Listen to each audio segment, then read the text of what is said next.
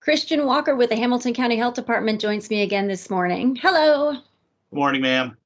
Hey, bring us up to date on numbers. I know we saw some crazy numbers come across over the weekend. Is that just an anomaly? What's going on there? Sure. So for the last week to 10 days, we've been averaging around 50-ish new cases per day.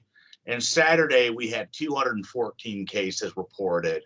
We were working with Indiana Department of Health regarding a new clinic that had come online. And we think that there was just an anomaly in the reporting that they had not figured out the system, things like that. And so that, the state does not backdate cases. So we think this is basically a data dump.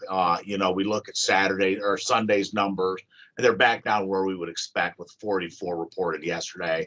And I suspect that we'll continue to see that. So I don't think it's anything to be alarmed by, but, it definitely is disconcerting when you see a big spike like that and worth investigating on our end.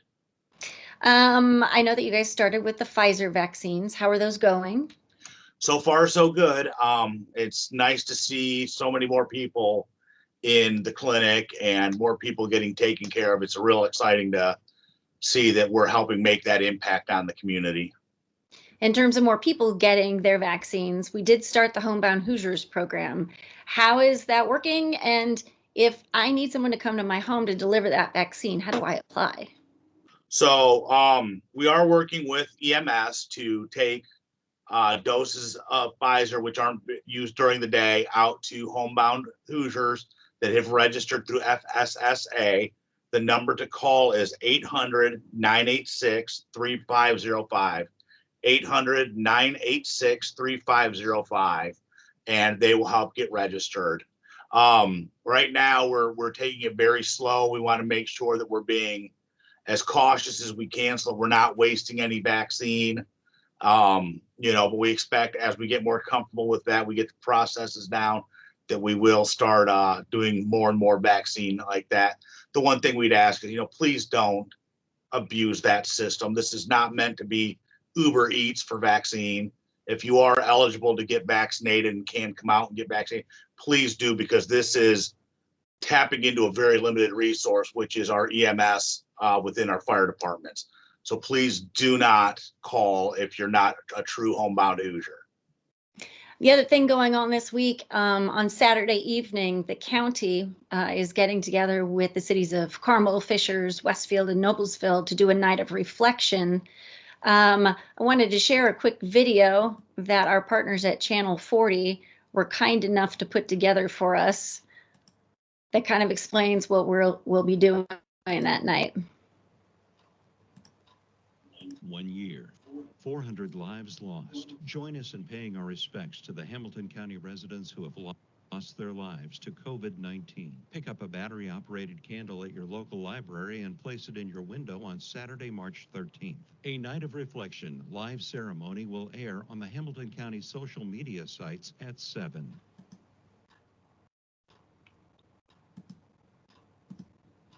So that's what we've got going, and like we said, that starts at 7. We're asking everybody to place a candle in their windows, and we are discouraging people from actually attending in person simply because we are still in COVID mode. So you can watch it from home by watching hctv1.com, and we hope everyone will join us. That's all I've got for the week. What about you, Chris? Anything else? Any other parting shots or things to keep in mind as we head into the week ahead? I think just the one thing I would say is, we're making some very, very good headway in the vaccination program. Dr. Box and Governor Holcomb mentioned last Wednesday's weekly briefing that we may get down into the 40s as early as the middle of this month or by the end of the month, which is phenomenal. We're waiting on some trials for those 18 and under to get vaccine. So until that happens, we need all the adults to go out and get their vaccine as available. And, especially now as we're moving down into, the early 60s, the 50s, looking at the 40s, I would ask employers to be cognizant of just how important this is for your employees as well as your business. And if possible, help your employees take that time to get scheduled and go in and get vaccinated. Really, it's going to take the effort of that employer to help that employee. And, it turns around, like I said, it helps both the employee and the employer. So please be cognizant of that. I know it's a time constraint on your business, but at the end of the day, that time lost is made up on the back end with a vaccinated resident and a vaccinated employee. Fantastic. Christian Walker with the Hamilton County Health Department. Thank you again. We'll check in with you the next week. Thank you, ma'am.